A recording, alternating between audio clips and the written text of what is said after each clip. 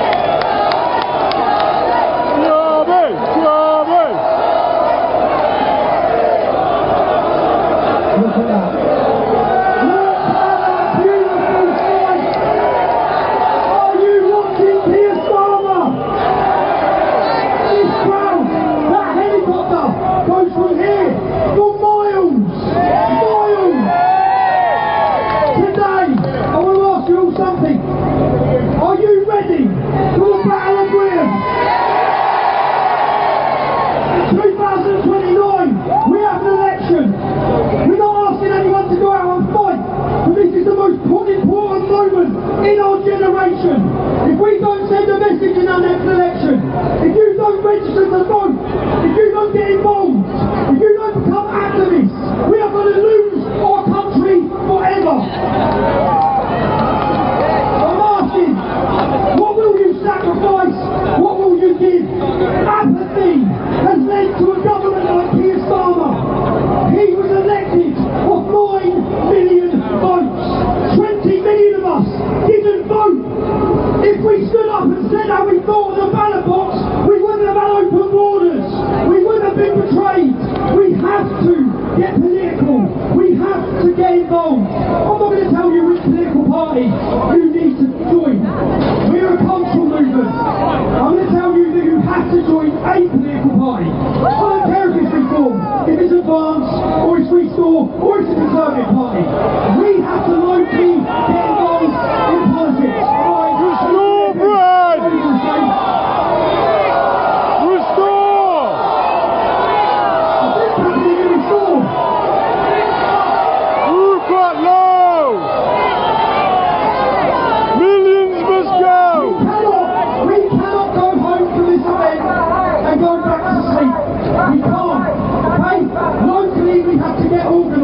That's what I'm saying, join your local political party.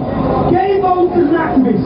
We saw the election results last week. Congratulations to anyone who's become an activist for Reform and sent that message. Congratulations to the Patriots that have just shocked Keir Starmer. But the message has to be, unless we get organised, unless we get ready, then there's going to be no answer.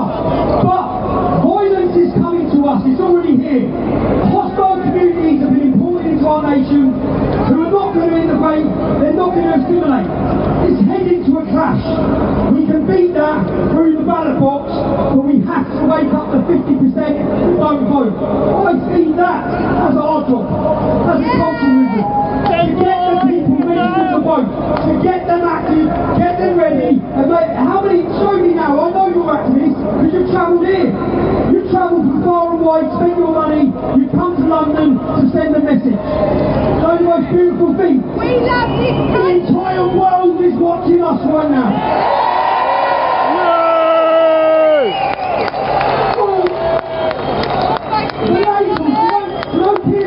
Video yesterday. It still thinks we're 5 years ago. Because that product 5 years ago here, the scaremongering, the racist label, the fearmongering, the far right, it doesn't work anymore, does it, people? It's all of the wanker.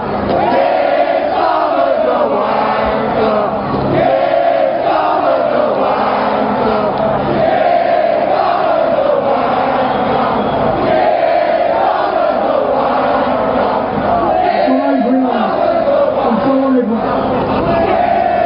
I want to introduce, we're going to have a fun day today. We're going to send a message to the world that we decide how we behave. We have united. Look at those flags. Look around you at those flags. Look! It's the most beautiful sight I've seen in central London. Okay? Next up, I want to introduce you to someone now. That building is full of 649 traitors to this country. Traitors! During COVID, the outrageous behaviour of this government.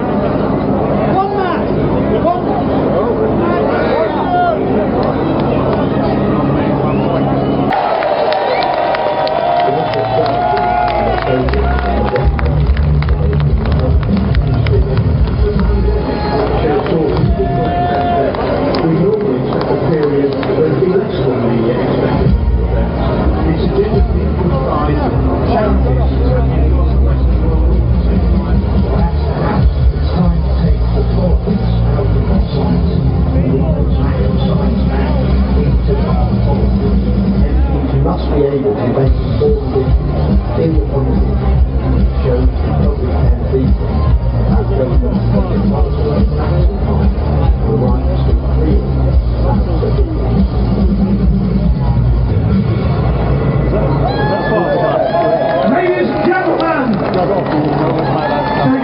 The one and only Tommy Robinson.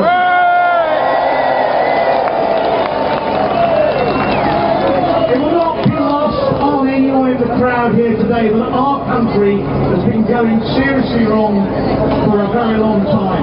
And that is ably demonstrated by the fact that we now live in a society where those people who do the right thing try and protect the public and the public interest.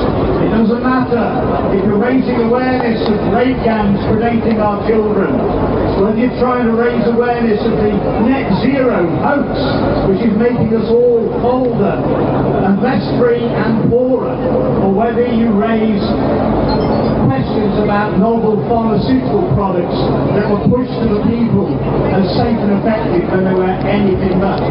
You're going to get the same treatment in this country. You will be cancelled. You will be smeared. You will face lawfare. You will face financial hardship. But if you're in that house over there and you go along with the false narratives and you spread the lies and you spread the hate and you spread the harm, you will be protected. Ladies and gentlemen, this is not a sustainable way forward for our country or for any other country. We're in a situation where lies are becoming the truth. Hate is love and war is supposedly peace. This is not sustainable and we need to turn it round. It's as if there's a war being declared on you, the people.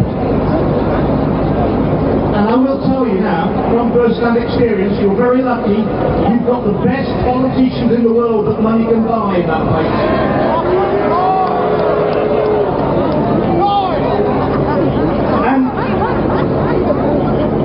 And war is when the government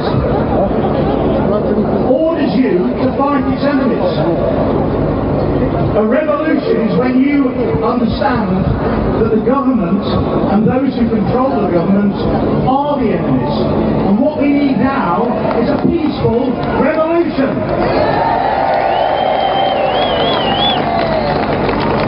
And the only man I know currently, I think who can successfully lead that peaceful revolution is a man called Rupert Lowe. The establishment hates him. And we've got to stand behind him. But to sort out the problems in this country, and they are immense, but we're sorting out quickly, you need to get involved, as Tommy said, in politics. And I know many of you are disillusioned with politics. I'm disillusioned with politics. I understand it. But when you have to take responsibility for your own lives to the corrupt politicians in there, we end up in the lamentable state that we find ourselves today.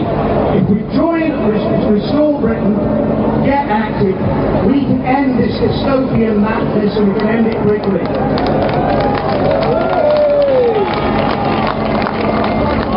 When the people are united, we can never be defeated. And this dystopian future is across not just our country, but across the world, unfortunately. And I would ask you also to support the campaign Free from Prison, a very brave lawyer in Germany, a man who's been in prison for nearly 3 years now. And he's a political prisoner. Free Rainer Formek. Ladies and gentlemen, thank you very much for listening to me. God bless you all. Let's have a peaceful rally today and unite the nation. Thank you very much.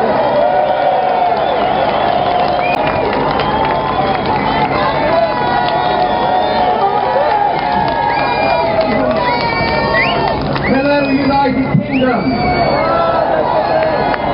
Before I speak, I want to ask you a question.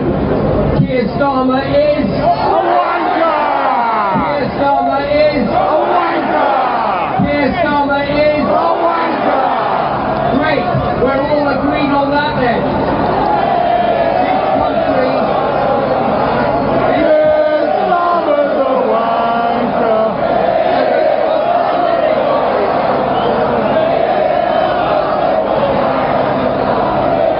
I've only got 3 minutes.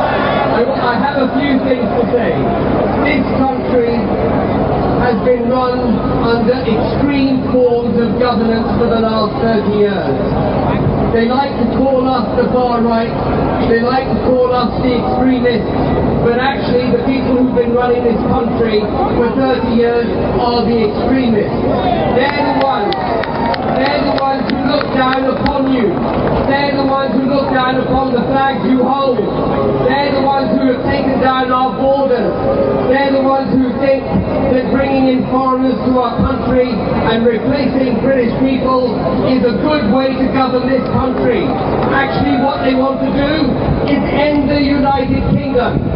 That's why when Keir Starmer did his great reset speech the other day, he couldn't help himself. He just couldn't help himself. He described all of us as far right.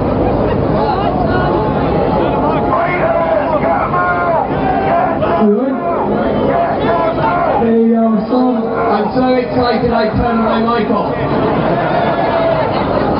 But the real extremists are the people sitting in that building there. Now, before I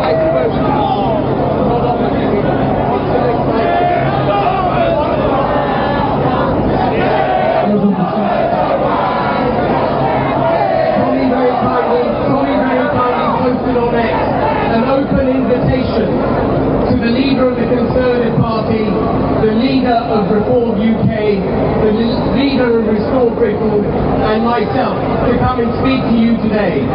The only leader amongst those 4 who accepted his invitation is me. Now I'm not going to say anything negative. He's going to absolutely useless.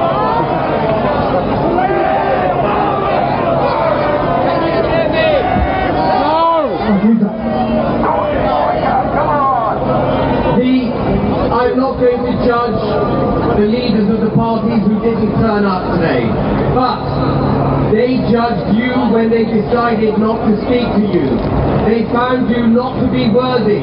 Just remember that next time you go to the polling booth. They rejected you. You didn't reject them.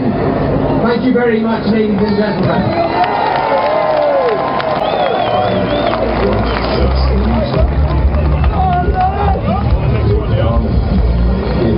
Basically, towards the point, you're going to see very friendly to your right. We all think we need a right.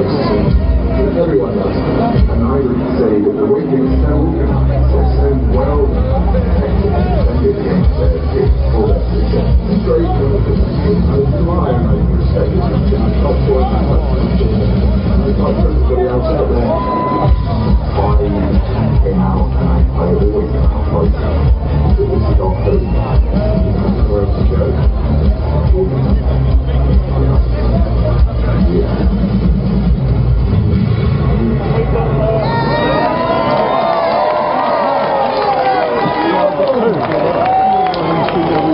Can I please have a very large roar for those people here who love their family? Yeah! Can I please have a very large roar for those people who love their country? We're all far-right, racist, bigot, extremist. Right, now listen, very quickly, because I want to be good. On where we're all standing, this is hallowed ground, right? This is the history of our country. Whenever we have overcome a massive, massive nightmare in our history, people have stood and honoured those who came before us to make a better life for our children. And that is all you are trying to do. The change is in with you.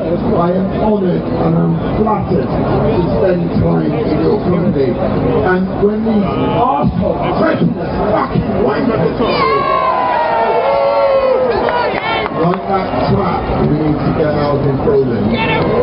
These people, they don't understand the soul of this country. The soul of this country is not about black or white, yellow or red, left or right. The soul of this country is we believe in ourselves, alright? And we have to, the change is within us. Okay, so I am, all I want to say is, actually I want to read from the Bible. Right. So this is from Ephesians, and then I'll be off. And it's so true about, Keir Starmer is not an evil man.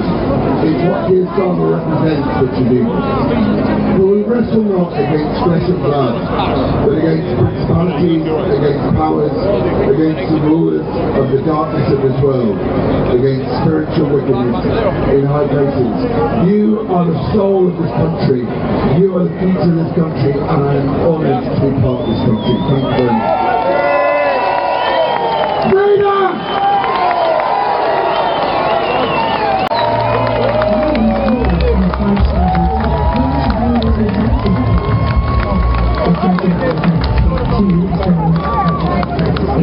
I'm so tired of people coming to this country and then being ungrateful and to support the country and live in the country that is poor.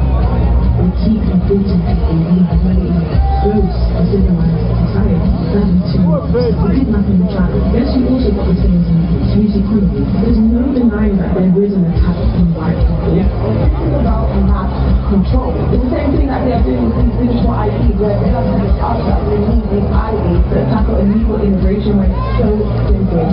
Send the vote back.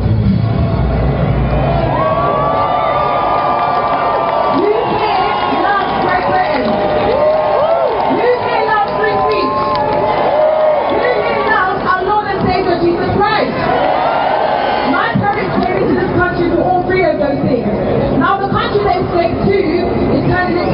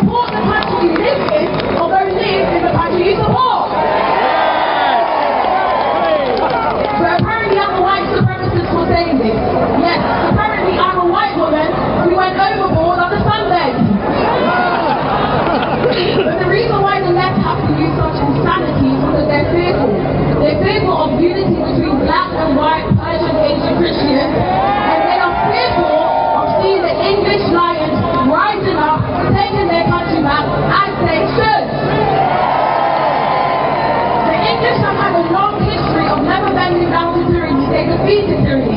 So never forget that. Now, I also want to add that the next also believes that I would have been attacked at this event because I'm an ethnic minority and I'm a black woman. Patriots, are you okay with me being here?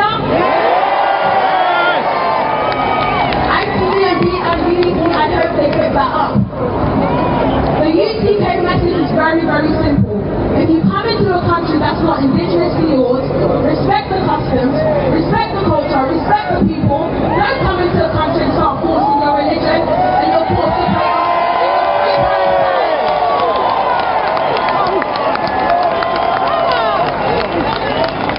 Speaking of free Palestine, where was that energy for a run?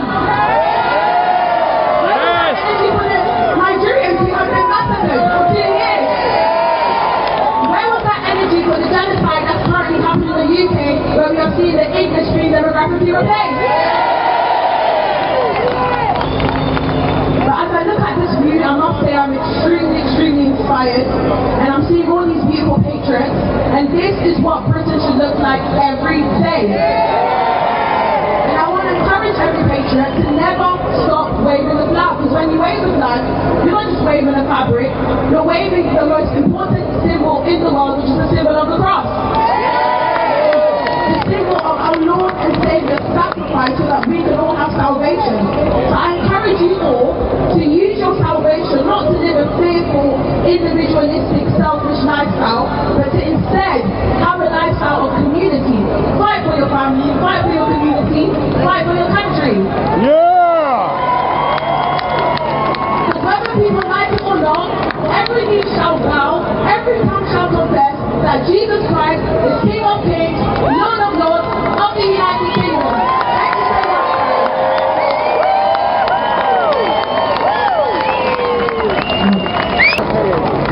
Good afternoon, ladies and gentlemen. Can you feel the wind of change blowing? Oh, it's everywhere, isn't it? I come to you today as an emissary of good tidings. You are witnessing the very last Labour government that will ever exist. When we began this 2 years ago, we did not know that it would get this big. It was 5,000 people began here. And look at it now, man. This is the cultural revolution we've been looking for. This is the revolution from the bottom, moving up. And I said it, every one of these rallies, we are going to find representation, we are going to find our political voice, and now we have it. We have got to a point where we have a politician who, when he's called a racist or sexist or whatever magic word they want to use, has magic words of his own. He has 3 powerful words that you should use in your own life. I don't care. They only have the power that we give them. We can choose differently, and we are. They are on borrowed time, and they know it. We are inevitable at this point. Everywhere we go, we've been winning staggering victories. And I've got some good news. Rupert Lowe has declared Rupert Lowe! The war is going to be won. We are coming. You can see that fear has already crept into them, because even before the rally, Keir Starmer was attacking us. He put out a video, he put out an article, he put out numerous statements calling us all hateful, calling us all this or that or the other. What are the words? We don't care. We are coming. We are going to win. We are going to take it all. We are going to fix this country. You don't care how hateful you think it is, that the mums and dads of this nation do not want to pass it down to our children in the state that we find it. It must be fixed and will be fixed. Thank you so much.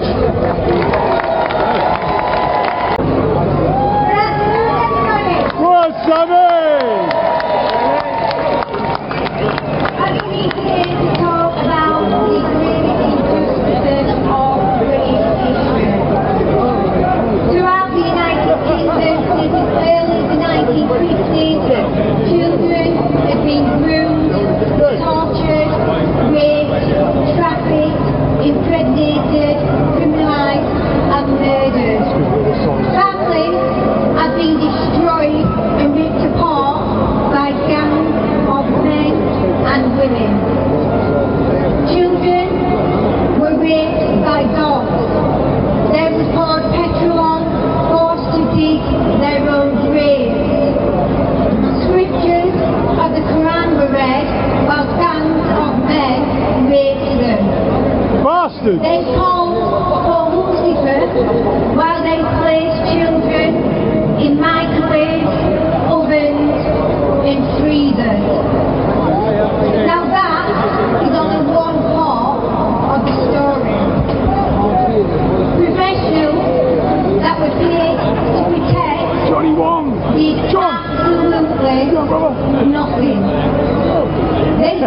do nothing, they were involved.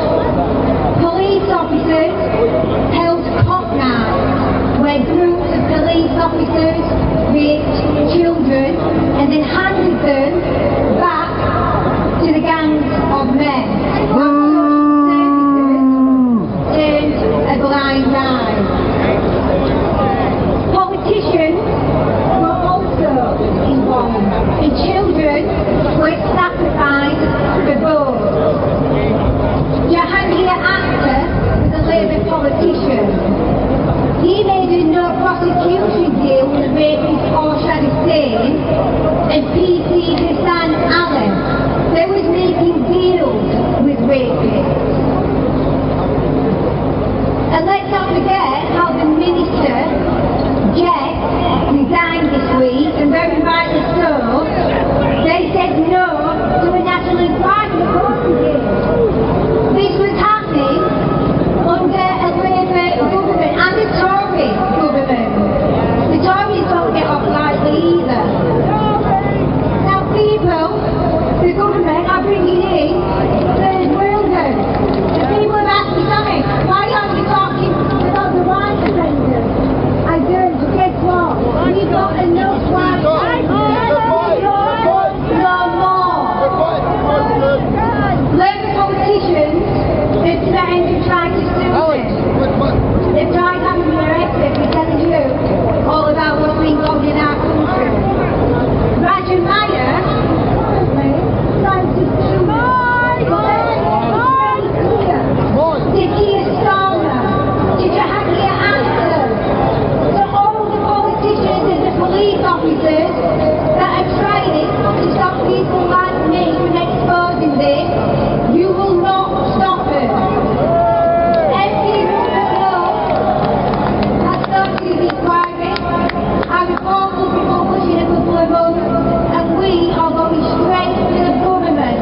We're going to name them. And we're going to prosecute them, and they're not going to stop them. Now, I'm fortunate enough to be able to stand here today, and I'm fortunate enough to say that I spent my life in prison for 35 years. There are thousands of children in this country that have had no justice, no platform, and no voice. I just want to mention, before we go into a minute's silence, Lucy Lowe, Laura Wilson, and Jodie Sheeran. They're not here today. So when we go into that moment of silence, please think of them and keep them close to your heart. And I just want to acknowledge every single victim in this country, not just victims to the gangs, to the victims that were abused by the church and the priests, the children in care homes, by family members, by online. All the victims, I want you to know that this wasn't your fault. You're not to blame, and the state will be held to account.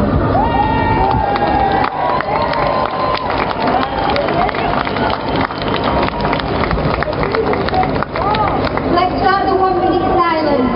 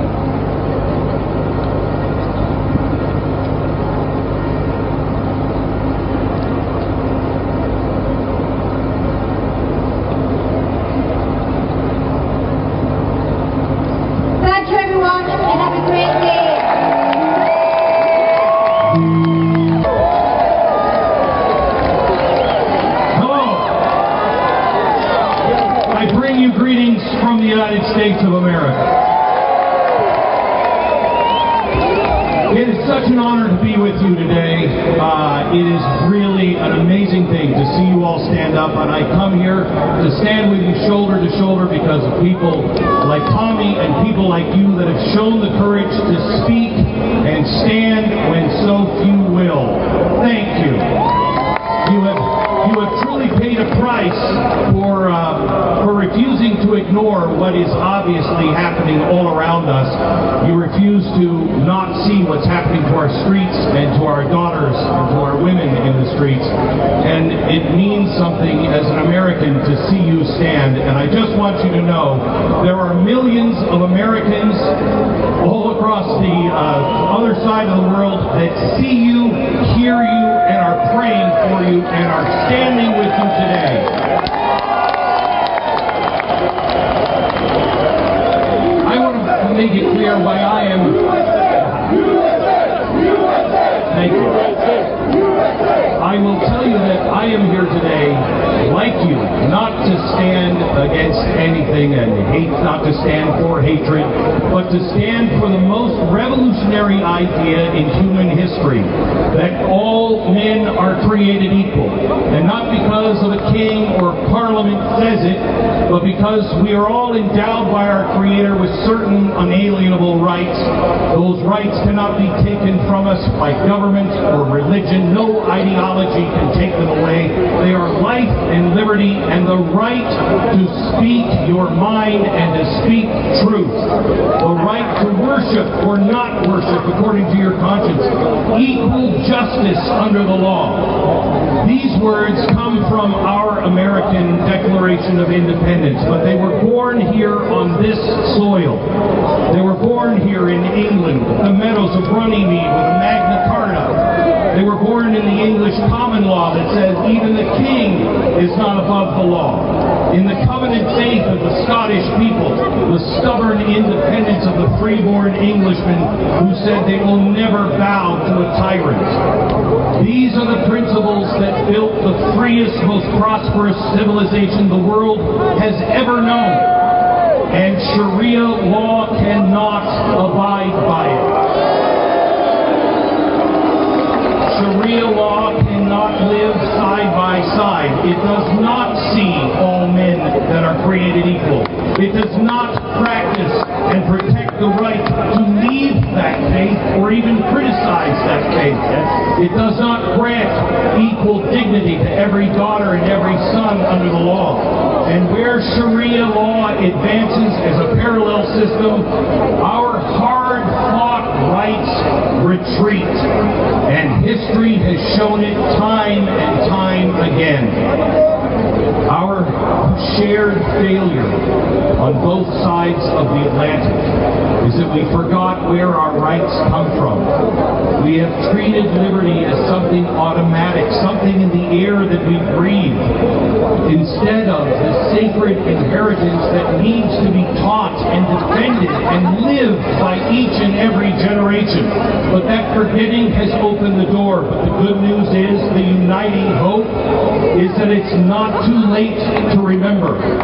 We can, beginning now, teach our children again that those God-given rights, those truths are what makes us free. We can demand that every person that comes to our shore or the shores of any country in Western civilization, or those who are already here, that they must live under the same equal law that protects every citizen. One law, one standard of living, one standard for every man and every woman. And if we can do that, then we'll restore what made the West worth restoring and defending. Great Britain and the United States, we are not separate stories. We are not. We are branches of the same tree. The tree that is rooted in equality before God and the law. If we stand together on that foundation, not in anger, but in clarity, and the courage that you are showing today just for standing here, then our children will inherit not decline, but they will again inherit upright brighter future. A civilization where every person can come here and walk these streets in safety, speak freely, and pursue happiness without fear. That is our fight. That is our inheritance. That is what will unite all of us and renew the West. I am so happy to see all of your flags all in front. We have been told that we should be ashamed.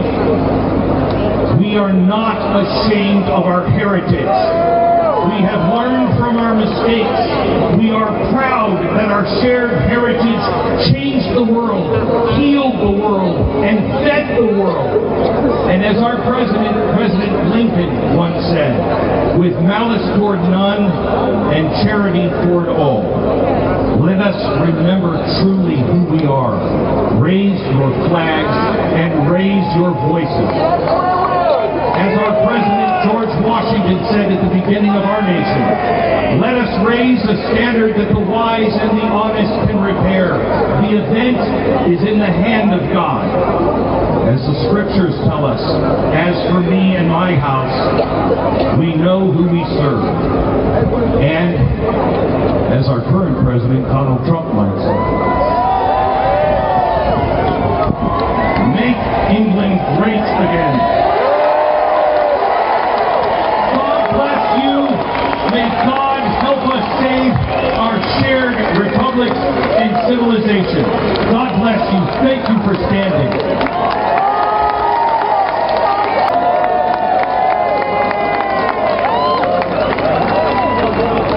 Good afternoon, London. Good afternoon, England, Scotland, Northern Ireland, Wales.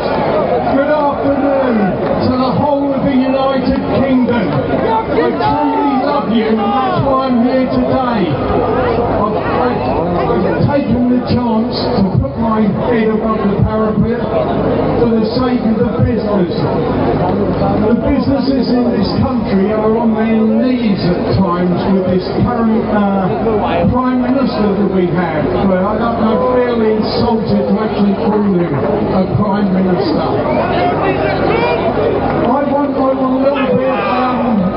little bit of participation by the audience. So I'm going to say a few things here. So I was quite intrigued when our Prime Minister, when he first got in, turned up in a sharp suit, he had his glasses, he had his full creamed hair, and then he continued on to be an absolute wet week. What he decided to do was he'd go over and he made out that he was going to be some sort of statesman for the United Kingdom. How wrong he was. He was a fucking embarrassment. And I'm sorry I swore there, but that's how I feel. Last year I got on the stage with 2 minutes, and I thanked Tommy from the bottom of my heart for those 2 minutes, because I was throwing televisions out the window every time I saw Sadiq Khan and I saw Starmer appear. That's what I like to hear. I want to hear a cheer when you like it, I want to hear a boo when you don't. So, he then sent over the king. He had to do something. He lost all credibility and has. And then we see Keir Starmer, right? Yes, oh yes. We see Keir Starmer, right, the King's speech for him. And I watch and cringe as I see the King spitting that speech out and thinking, why am I here? Well, I wrote my only little bill that I would have had the King say in his speech. First thing he would have said is, no more DEI, no more ESG, no more identification. It's absolutely absolutely a travesty that we're actually considered that in business we can't look after people, that we need to have DEI and everything else. It's an absolute bloody insult. Now, the next thing is Keir Starmer and Miliband. They talk about net zero. I'm not talking about net zero, I'm talking about net zero migration. That's where we need to be. Previous governments, they've been asked, how many? 100,000, 200,000? We had almost 1 million when we had Boris Johnson in power. That needs to stop, and we literally need to have zero. And I'll tell you again, the reasons why. I'm sure many of you come from small towns like I do. Back in the 70s, our population of our town was 12,000. You know what? We had 2 hospitals with accident and emergency. We had hospitals that could give birth to children. My brother was born there. We had a full-time police station. We had a full-time fire service. Roll forward to what we have now in my town.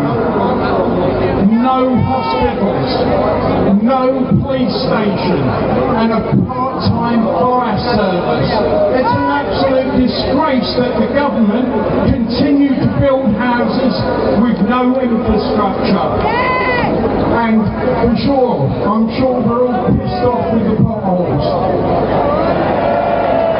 I'm running out of time here, so I'm going to have to just say the betrayal of the British people is so clear now. When you look at the Brexit vote, I personally voted for Brexit and I believed in democracy. Unfortunately, that is not what Keir Starmer believes in. And by stealth, he's slowly giving everything away, right away from the farmers and the fishermen. You know,